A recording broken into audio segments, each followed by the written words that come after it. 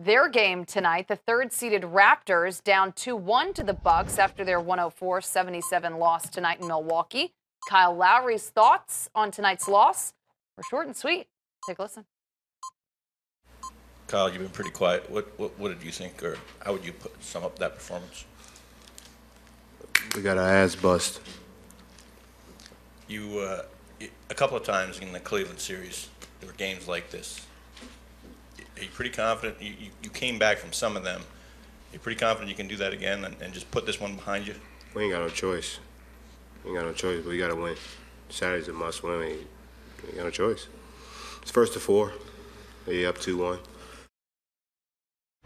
Scott, is Saturday really a must-win for the Raptors? I think so. There's a lot of moxie. All of the momentum is with this young team. Momentum, I think, plays a much more pivotal role when you're young because you can ride it when you are a steady head, and relatively so, Lowry and DeRozan are that way. I mean, in a way, must-win was Game 2, and I thought all the momentum was with Milwaukee. Then you reached the last 2 or 3 minutes, and it was Kyle Lowry who hit the game winner. DeRozan came up right before that with 3 consecutive mid-range jump shots. How many shots did he make tonight? 0. Kyle Lowry was the most productive and effective player for the Raptors tonight. He had 13 and 5. He had 5 fouls. He cannot get in foul trouble.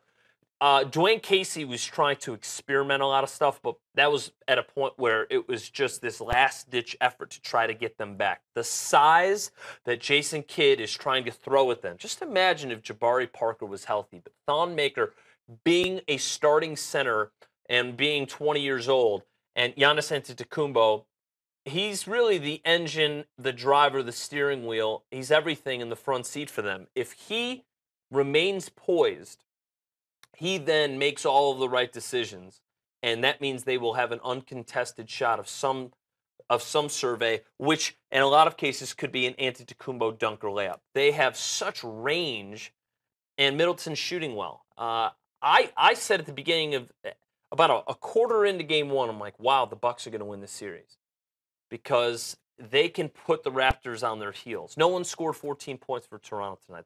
That's abysmal. And I think if you talk to a lot of legends of the game, they will tell you that one of the criteria that you must tick if you're going to reach your conference finals or the NBA finals, you cannot lose 2 straight road games.